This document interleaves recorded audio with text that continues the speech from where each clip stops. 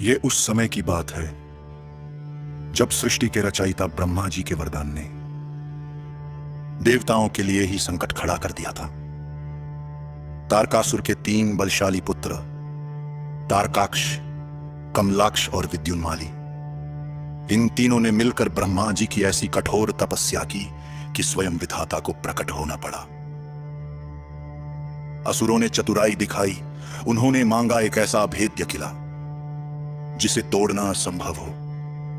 उन्होंने मांगे 3 दिव्य नगर त्रिपुरा, एक सोने का जो आकाश में रहे, एक चांदी का जो अंतरिक्ष में और एक लोहे का जो धरती पर। उनकी शर्त थी कि ये तीनों नगर 1000 साल में सिर्फ एक बार एक सीधी रेखा में आएंगे, और अगर कोई एक ही बाण से इन तीनों को एक साथ भेद सका तभी उनकी मृत्यु हो सके। वरदान मिलते ही असुरों का अहंकार 7वें आसमान पर पहुंच गया। त्रिपुरा के ये उड़ते हुए शहर जहां से गुजरते वहां तबाही मच जाती। ऋषि मुनि, गंधर्व और देवता सब त्राही त्राही कर उठे। इंद्र का वज्र भी उन अभेद्य नगरों के सामने तिनका साबित हुआ। जब पाप का घड़ा भर गया तब सभी देवता पहुंचे कैलाश। महादेव के चरणों में गिरकर उन्होंने रक्षा की गुहार लगाई। महादेव ने अपनी आंखें खोली और गंभीर स्वर में कहा, इनका वध तब होगा जब पूरा ब्रह्मांड मेरी शक्ति का आधार बनेगा। अब शुरू हुआ ब्रह्मांड का सबसे महान निर्माण। स्वयं पृथ्वी इस युद्ध का रथ बनी। सूर्य और चंद्रमा उस रथ के 2 पहिए बने। ब्रह्मा जी ने स्वयं सारथी बनकर रथ की कमान संभाली।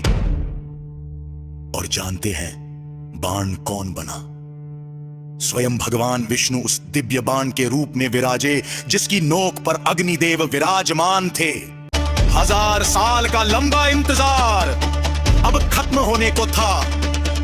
नक्षत्रों की दिशा बदली और वो पल आया जब सोने, चांदी और लोहे के वो 3 नगर एक सीधी रेखा में आने लगे। देवताओं की सांसें थम चुकी थी। महादेव ने अपना पिनाक धनुष उठाया, प्रत्यंचा खींची, और जैसे ही तीनों नगर एक लाइन में आए, महादेव ने अमोघ बाण छोड़ दिया। एक क्षण, सिर्फ एक क्षण लगा और वो तीनों अभेद्य नगर राख के ढेर में बदल गए। असुरों का अहंकार जलकर भस्म हो गया। आकाश से फूलों की वर्षा होने लगी और गूंज उठा एक ही जयकारा, हर हर महादेव। इस विजय के बाद महादेव ने उस